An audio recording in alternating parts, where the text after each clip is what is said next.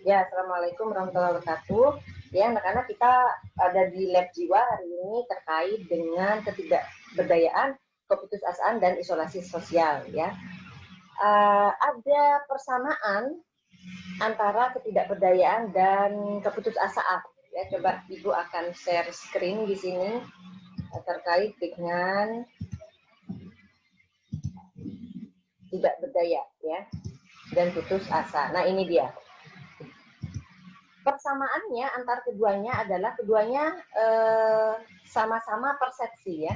Jadi kalian Ibu harapkan sudah membaca sebelum lab, sama-sama persepsi atau perasaan gitu ya, perasaan atau persepsi antar dari kita terhadap keadaan kita sendiri. Perbedaannya apa? Seperti sudah kemukakan ya sebelumnya, bahwa kalau putus asa dia itu minim alternatif ya dalam menyelesaikan masalah. Jadi seolah-olah mentok, udah nih gini aja nih, nggak ada pilihan lain. Aku kalau nggak sama si dia, ya udah berakhir saja hidup ini, ya, seolah-olah seperti itu, gitu ya. Kemudian kalau ketidakberdayaan, dari sini, kalau ketidakberdayaan itu persepsi bahwa hasil usaha itu tidak mempengaruhi hasil. Aduh, udahlah, aku ngapain aja ya, bakal gini-gini aja. Ya, aku mau belajar, nggak belajar, aku ya tetap bego, kayaknya bodoh. Gitu. Nah, itu buruk ya, jelek yang seperti itu. Jadi dia ngerasa mau ngapain aja nggak ada hasilnya. Gitu. Nah, itu yang kemudian menjadi problem ya untuk pasien-pasien yang seperti itu. Coba ini udah gabung lagi dua temannya. Apa kemudian ada nggak dalam SP-nya persamaannya, ya? Kenapa Ibu cari persamaan? Agar kita mudah mengingat ya anak-anak ya. Jadi kalau belajar itu harus smart ya, harus belajarnya juga belajar yang pintar. Biar apa? Biar nggak semua. Jadi nggak semua hal itu harus kita baca satu-satu, tidak ya. Kita harus lihat. Coba kita lihat ketidakberdayaan SP-nya ya. Nah di sini, maaf ya kalau ini agak liar. Nah, SP1 ketidakberdayaan, asesmen dan latihan berpikir positif. Seperti Ibu yang sudah jelaskan, apapun diagnosanya, SP1 itu pasti ada asesmen. Asesmen itu terkait dengan definisi, tanda dan gejala pasti ada ya, kerugian, manfaat, jenis, dan sebagainya. Namanya juga identifikasi ya, pasti terkait dengan hal-hal yang kita butuhkan. Kemudian kita lihat yang keputusasaan. Nah, ya sama ya, SP1-nya assessment dan positive thinking training itu maksudnya latihan berpikir positif ya anak-anak. Sama nggak dengan yang tadi? Coba Ibu dibantu dijawab. Oke. Sama Ya, Bu. suaranya ya. Sama ya. Nah, Iya bedanya Bu. kalau di keputusasaan nih harus menemukan makna dan harapan hidup ya. Nah, coba Ibu sambil ganti ya. Makna hidup. Kenapa makna hidup, Bu? Karena menurut teori Beck bahwa orang putus asa itu dekat dengan depresi, yang akhirnya dekat dengan bunuh diri. Ya, depresi dan bunuh diri dekat sekali. Makanya kenapa harus ditemukan makna hidup agar nggak sampai ke arah bunuh diri. Begitu.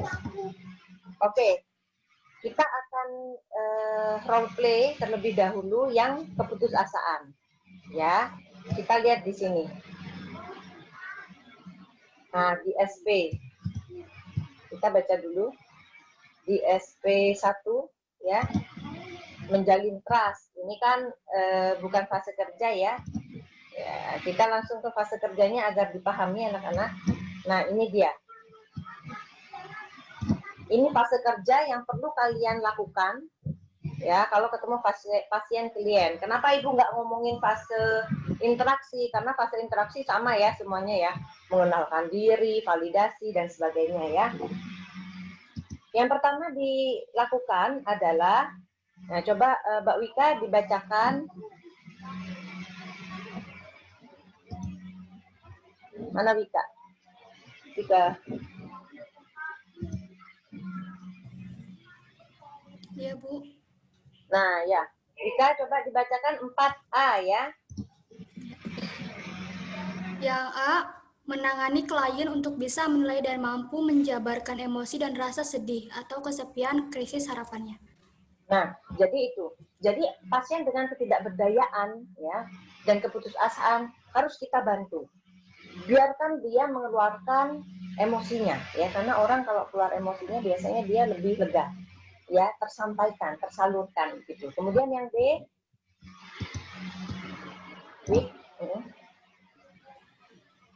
Bisa membantu klien mengetahui faktor-faktor dari rasa krisis harapan atau keputusasaan. nah ya, faktor krisis atau putus asa apa ya.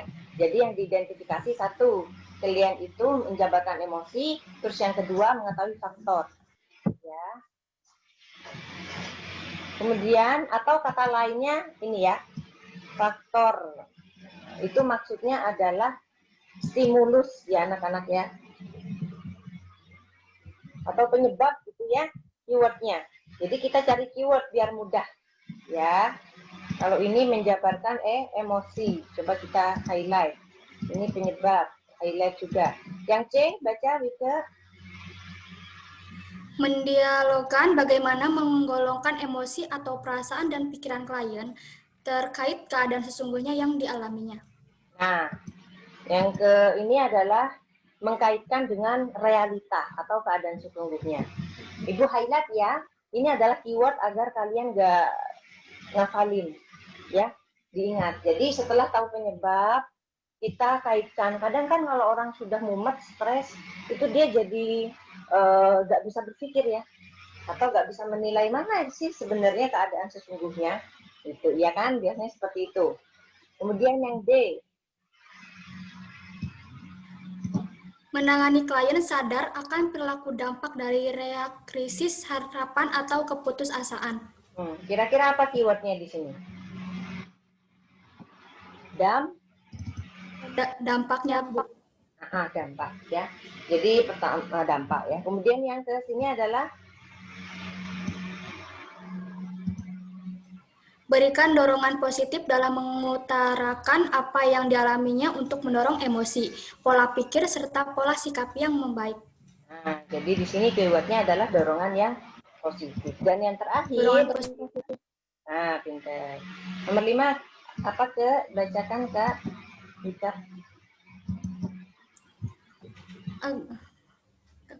Mengajarkan bagaimana mengatur ulang pikiran dengan positive thinking, training sebagai bahan kemampuan menilai keinginan dan makna hidup. Nah, Ibu garis bawahi ya. Jadi nomor 5 ini sudah masuk ke intervensi. Kalau tadi kan baru identifikasi ya anak-anak ya. Jadi ini adalah intervensi. Intervensinya apa? Positive thinking training. Atau maksudnya adalah berpikir positif. Ya. Latihan ya.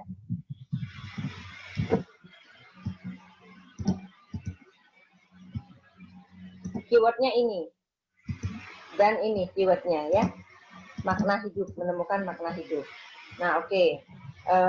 Langsung ya, Ibu akan role play-kan di sini Wika yang akan jadi pasien ya.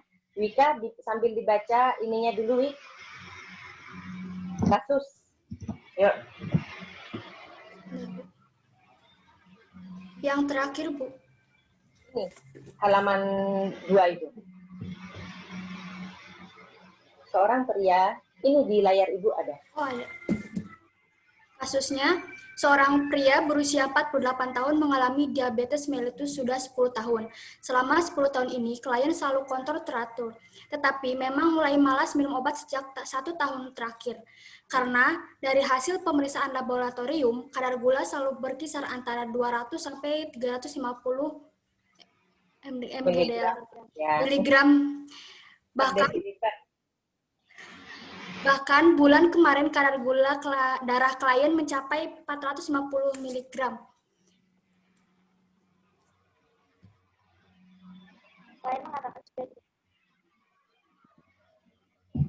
Lanjutin. Masih ada lagi tuh, Wika. Ya Bu, mohon maaf.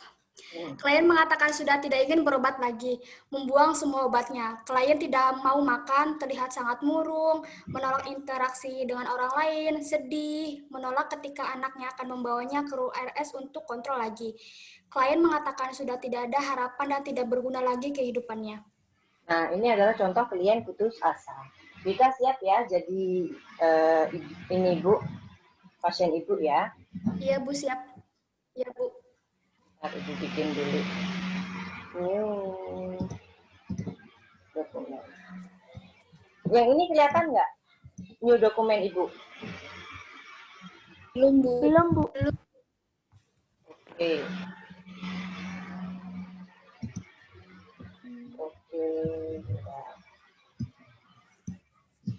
Ntar Ibu tulis ya. Share. Ini adalah contoh ya anak ya. Anak contoh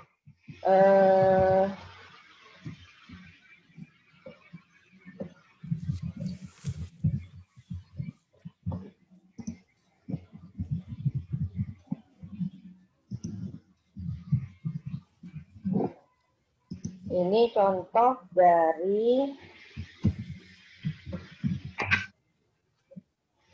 jadwal ya anak-anak. Jadi nanti lembar jadwal akan seperti ini.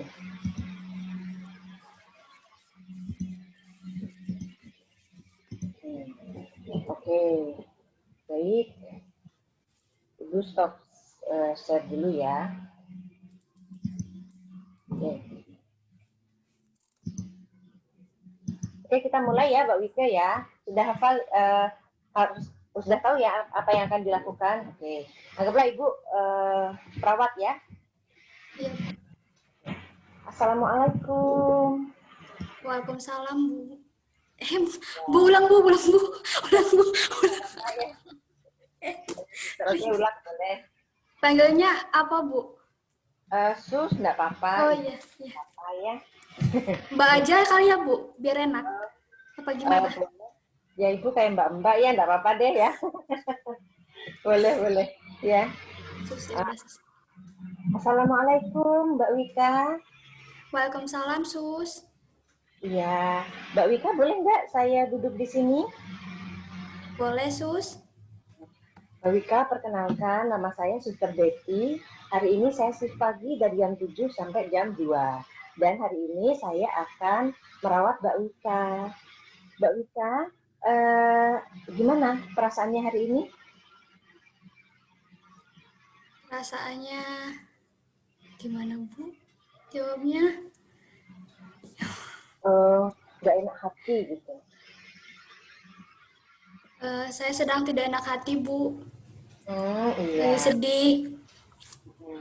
Sebelumnya Mbak Wika, saya nggak nanya nama Mbak Wika kan udah tahu ya, tapi coba Mbak Wika lebih senang dipanggil Mbak Wika atau Bu Wika? Mbak aja deh Bu. Sus. Oh ya, baik. Nah, iya betul Mbak Wika, saya lihat dari jauh Mbak Wika dari tadi nunduk, kemudian kok terlihat sedih gitu ya, dan gelisah, betul begitu? Betul Sus.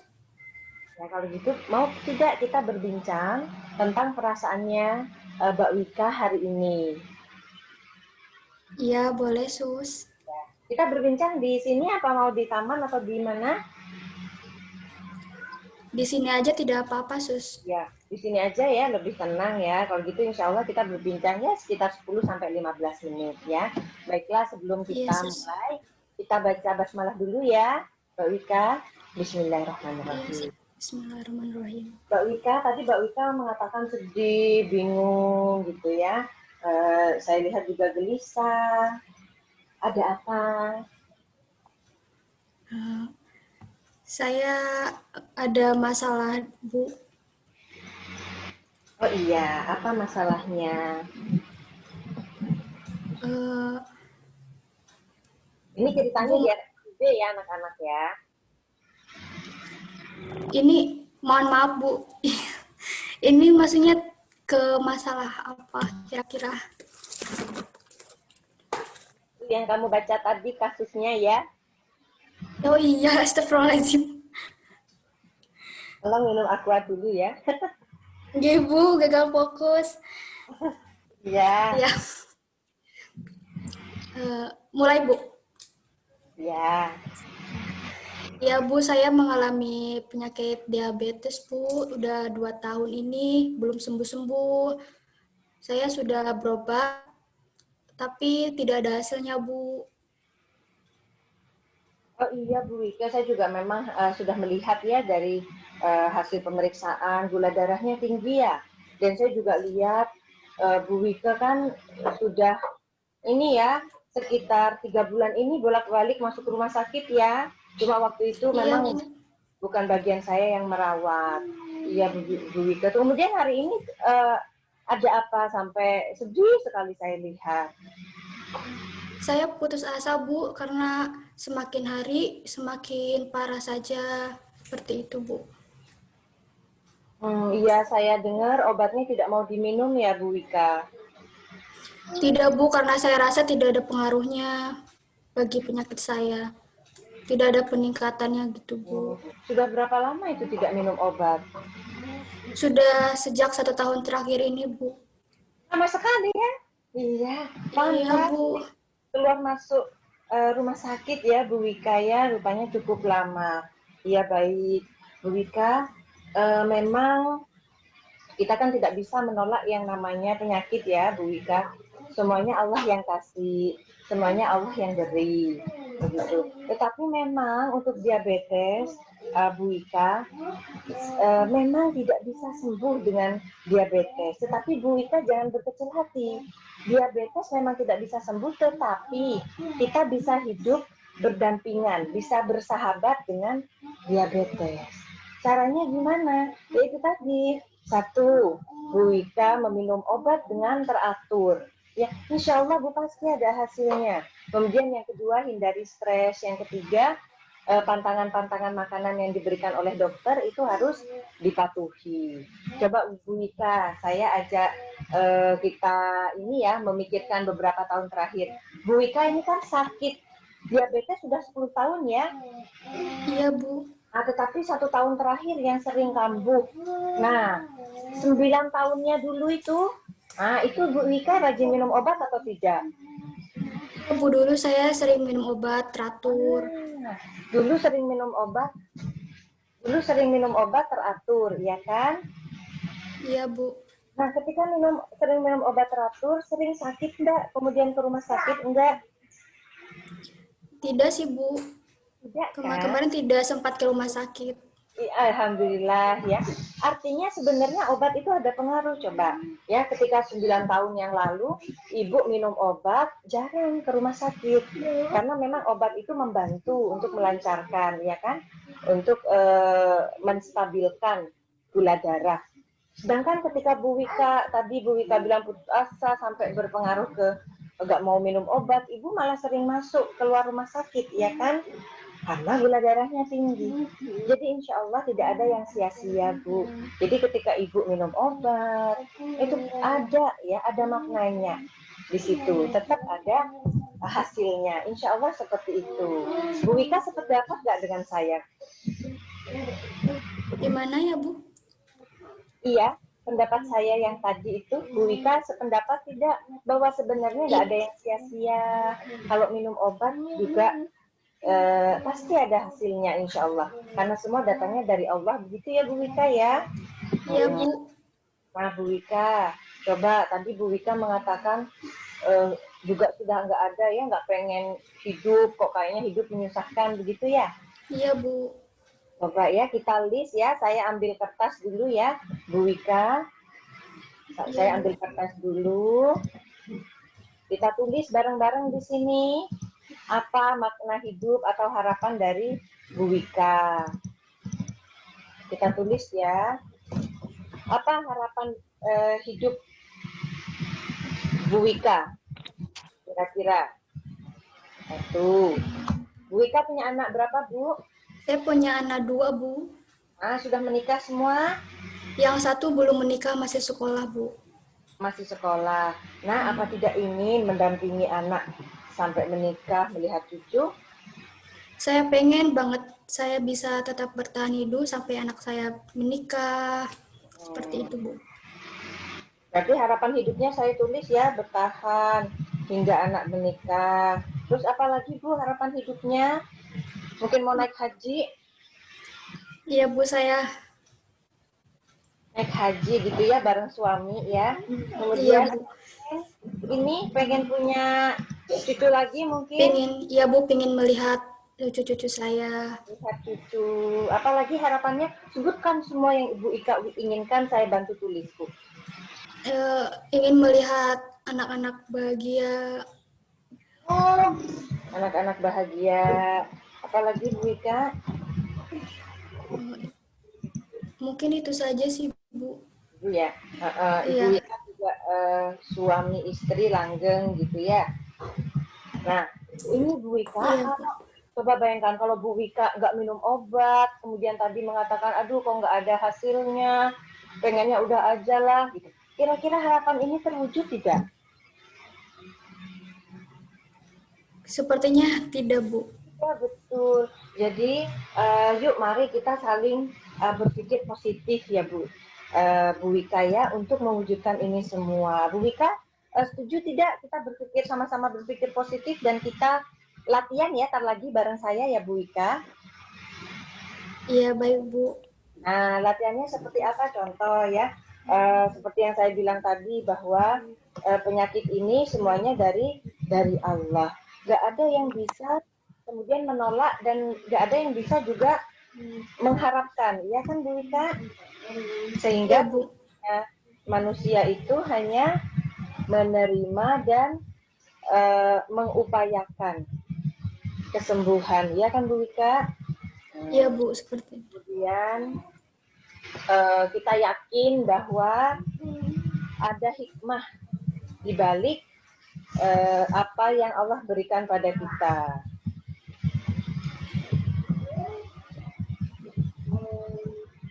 Baik suka maupun duka gitu ya. Iya, Bu. Kemudian dan satu lagi Bu Wika, saya pernah membaca hadis bahwa setiap kesakitan atau ketika seorang manusia itu tertancap duri, itu pasti Allah gugurkan dosa-dosanya. Nah Bu Wika, pasti kita ingin gugur ya dosa-dosanya. Nah gitu Bu Wika. Iya, Jadi Bu. kita mulai latihan berpikir positif dengan memikirkan hal ya Bu Wika ya. Baik, Bu Wika sudah Iya, paham Bu. ya. Nah, kalau Bu Wika mau menyumbang, Sudah, Bu. misalnya berpikir positifnya pakai ini Bu, saya biasanya gitu. Memang biasanya ada nggak kalau Bu Wika berpikir positif dengan apa Bu Wika? Ingat apa? Saya mengingat keluarga sih, Bu. Oh iya, bagus sekali itu. Ya, mengingat keluarga. Baik Bu Wika, ini kan sudah 15 menit. Nah, gimana Bu Wika setelah berbincang dengan saya? Ya, alhamdulillah, Bu. Sekarang perasaan saya sudah jauh lebih tenang. Alhamdulillah kalau seperti itu ya. Nah, baik Bu Wika, coba ya kita sambil latihan berpikir positif ya. Tadi kan kita sudah belajar bareng latihan berpikir positif. Coba sebutkan salah satu pikiran positif terhadap penyakit Bu Wika. Ya, pada intinya jika kita berusaha, pasti kita akan mendapatkan hasil yang terbaik. Seperti itu, Bu. Jadi, untuk kali ini saya akan berusaha meminum obat secara teratur kembali agar saya bisa tetap bertahan hidup. Nah, hebat Bu Wika ya, selamat ya Bu Wika. Benar sekali ya, hebat sekali itu. Baiklah Bu Wika, ini saya berikan daftar kegiatan ya. Kegiatannya yaitu latihan berpikir positif ya. Terkait apa tadi? Bahwa setiap kita berusaha pasti Allah kasih jalan. Jalan. Dengan makna hidup Bu Wika yaitu ingin bahagia gitu ya. Ingin melihat anak-anak tumbuh besar beserta cucu gitu ya Bu Wika. Saya tulis di sini ya. Iya, Bu. Kapan Iya, Bu. sebisa mungkin setelah sholat wajib Berarti ada 5 kali ya Bu Wika ya. Maghrib, maghrib, isya, zuhur gitu ya. Subuh dulu ya. Subuh, zuhur, asar. Nah, Bu Wika, kalau Bu Wika mengerjakan ini, kemudian dikerjakan secara mandiri, di checklist di sini ya. Tapi kalau dengan dibantu Iya, Bu. ingatkan checklist di sini. Kalau tidak dikerjakan, checklist juga di sini. Gini, Bu Wika paham? Paham, Bu. Alhamdulillah. Kalau gitu, besok ketemu dengan saya lagi di tempat ini jam 9 ya Bu Wika. Karena besok saya juga shift pagi. Kita Iya, akan Bu. membahas tentang latihan kita hari ini, yaitu latihan berpikir positif. Begitu ya Bu Wika. Saya pamit. Assalamualaikum. Iya, Bu. Waalaikumsalam. Nah, itu anak-anak, itu adalah cara kita berkomunikasi SP1 ya, pada pasien keputus asaan. Ada pertanyaan nggak nyampe sini? Enggak ya, saya pikir ya. Tias jangan nangis, terlihat menangis ya. Ya.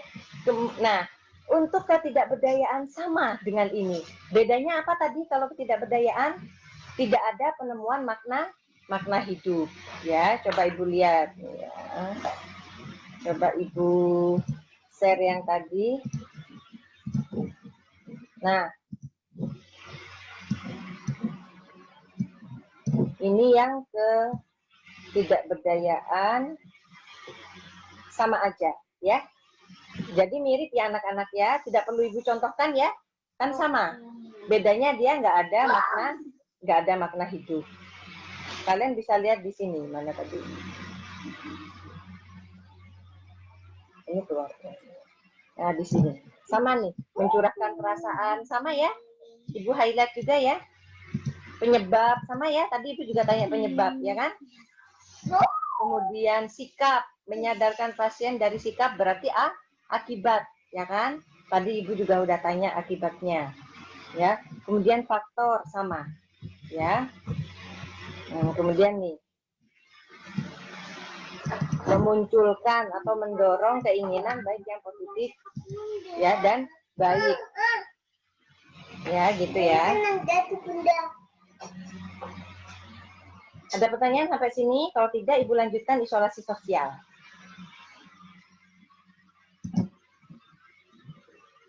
Ada pertanyaan anak-anak? Mbak Nur Aida ada pertanyaan? Tidak ada, Bu. Oke. Seperti ada suara ya. Apa udah azan? Udah azan ya? Ya. Ada di sini, Bu. Ya, ya. Ibu percepat lagi. Isabella ada? Enggak ya, oke. Nah kita ke isolasi sosial.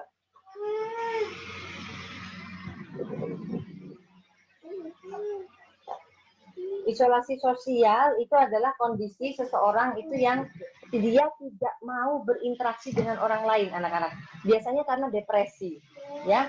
Biasanya dia di kamar terus, di kamar, nggak mau mandi dan banyak hal yang lain, ya.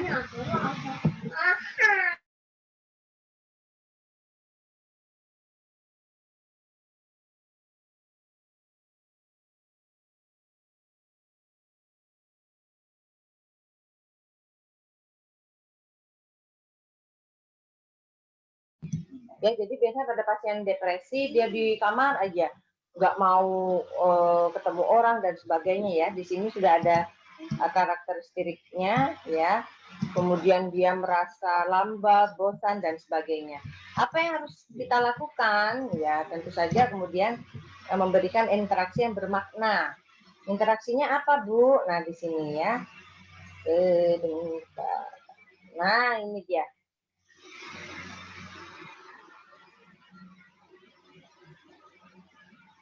Di sini ya, tadi Ibu bilang ya. Nah, mengidentifikasi. Tadi satu lagi selain Wika, siapa yang Ibu minta bantuan tadi? Halo, anak-anak? Untuk jadi pasien?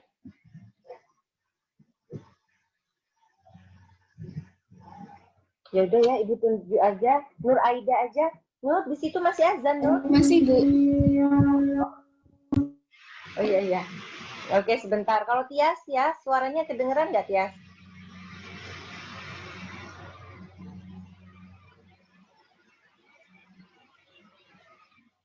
Di-unmute, Tias. Coba bersuara, Tias. Iya, Bu. Berat. Oke, yang nyaring ya, Tias ya. Coba Tias baca SP1P ya, 1 sampai 5 ya.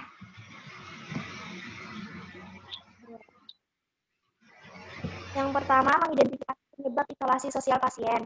Yang kedua, berdiskusi dengan pasien tentang keuntungan berinteraksi dengan orang lain. Ketiga, berdiskusi dengan pasien tentang kerugian tidak berinteraksi dengan orang lain. Yang keempat, mengajarkan pasien cara berkenalan dengan satu orang. Yang kelima, menganjurkan pasien memasukkan kegiatan latihan berbincang-bincang dengan orang. Oke, makasih Tias. Tias, tapi suaranya putus-putus ya. Berarti nanti yang jadi pasien jangan Tias ya. Siapa ya tadi ya? Ibu minta tolong siapa tadi?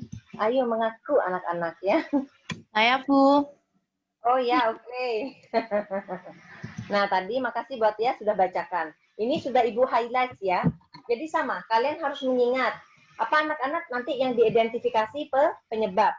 Kemudian keuntungan berinteraksi, kerugian tidak berinteraksi. Kemudian ngajarin berkenalan.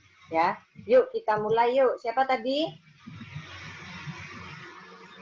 Pasiennya? Siska. Iya, Bu, saya. Oke, Sis. Sis, baca Sis ininya. Klien Nyonya R, 26 tahun, sudah 4 minggu tinggal di RSJD Dr. Amino Gondo Hutomo, Semarang. Selama itu, klien tidak pernah bergabung dengan teman lain dalam satu bangsal. Klien hanya mengenal satu perawat, yaitu perawat Nunung. Sebulan yang lalu, klien dibawa oleh keluarga ke rumah sakit jiwa karena selalu mengurung diri di kamar, tidak mau makan, minum, mandi, bergaul, dan beraktivitas lain. Kadang tersenyum sendiri, bicara komat dan menangis. Klien mengalami hal ini setelah ditinggal menikah oleh kekasihnya. Klien merasa sedih dan putus asa. Tidak ada harapan, klien adalah anak terakhir dari 4 bersaudara. Klien seorang yang tertutup dan pendiam. Tidak mempunyai teman dekat baik di rumah maupun ketika sekolah. Klien tidak dekat dengan orang tua maupun saudara-saudaranya. Klien tidak pernah mau bercerita tentang masalahnya kepada siapapun sejak dulu. Oke, baik ya. Siap ya, Siska. Jadi pasien Ibu. Ya, Bu. Ibu ini dulu.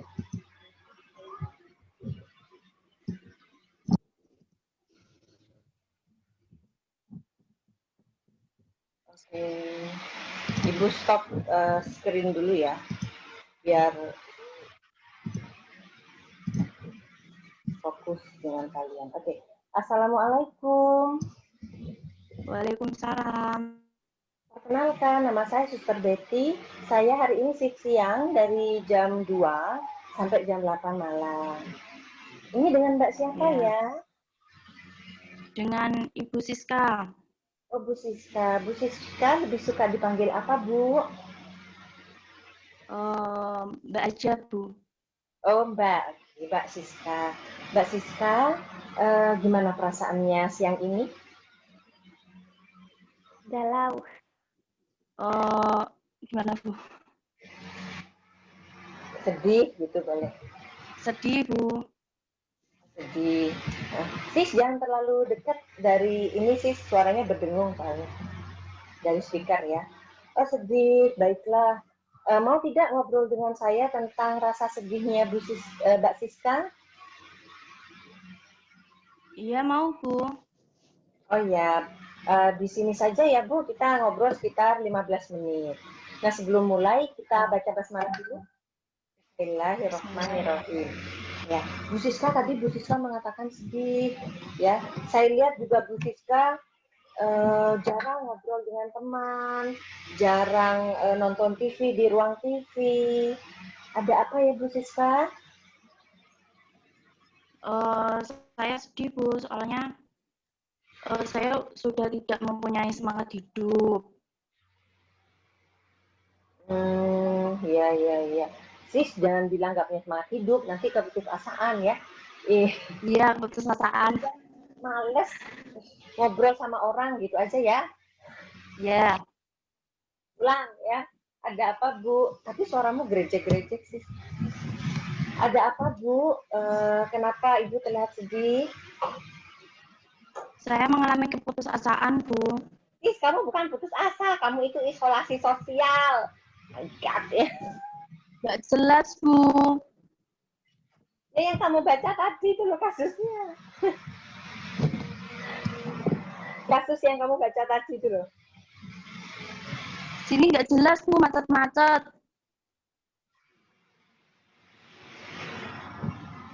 Oke, ya sudah. Coba selain Siska yang nggak macet-macet, yang dengar Ibu dengan baik. Siapa anak-anak?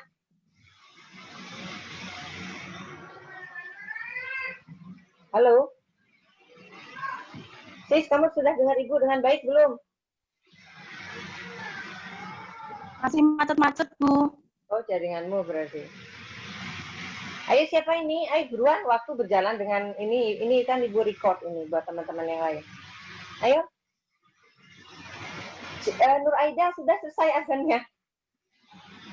Ya, Bu. Coba cek sound. Enggak, Bu. Halo, coba. Ya, Bu. Nah, oke, kamu aja ya. Kita lanjut aja ya.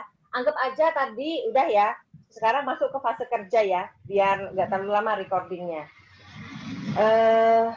Baik, Bu Nur. Ada apa, Bu Nur? Bu Nur terlihat sedih. Ada apa? Apa yang dilakukan saya tuh di keluarga saya tuh kayak sia-sia gitu, Bu. Ya. Sehingga Mbak Nur, makanya Mbak Nur tidak mau gitu ya, ngobrol dengan orang lain begitu. Makanya mengurung diri terus begitu, Mbak Nur. Ya, Bu, karena apa yang saya lakukan di keluarga saya itu sia-sia. Ya. Nah, kalau gitu coba kita ngobrol tentang ini ya. Apa keuntungan kita ngobrol sama orang, berinteraksi, begitu. Mungkin itu terjadi di keluarga Bu Nur, ya. Coba mungkin ada hal yang baik yang bisa kita dapatkan, begitu. Bisa saja sebenarnya keluarganya tidak seperti itu, mungkin ya kalau kita berpikir positif. Nah, tetapi ini kemudian kan dibawa Mbak Nur sampai sini ya, katanya keluarga juga tidak mau ngobrol di rumah, gitu. Di sini juga tidak ngobrol. Nah, selama nggak pernah ngobrol sama orang, yang dirasakan apa?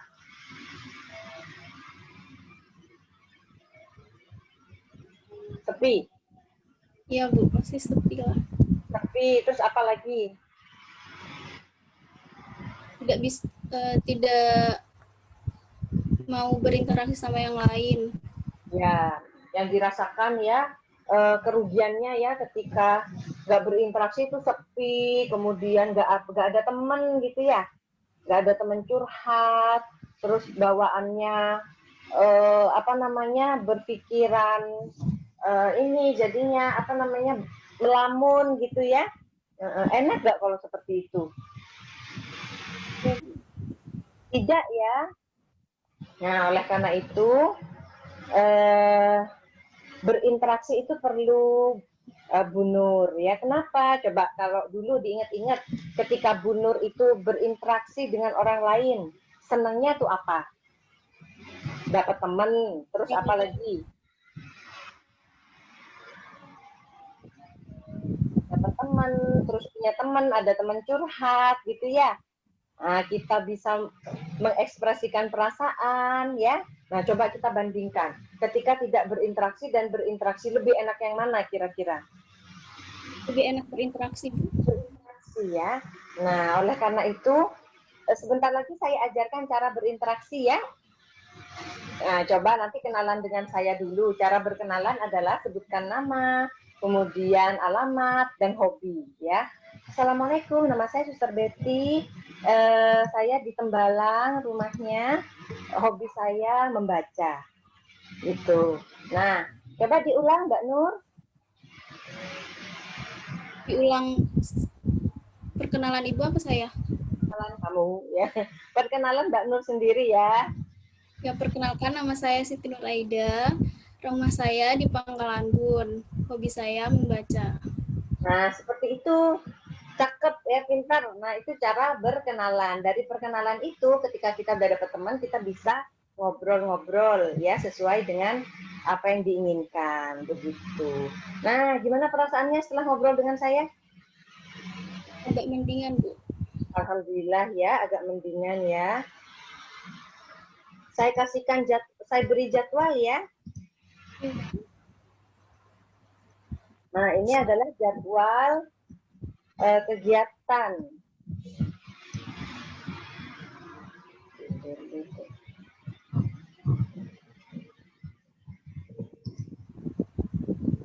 Jadwalnya tadi terkait dengan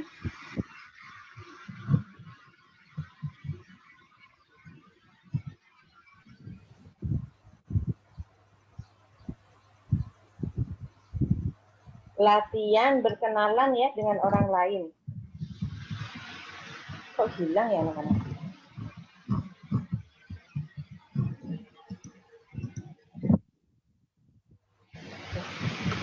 Oke, fine.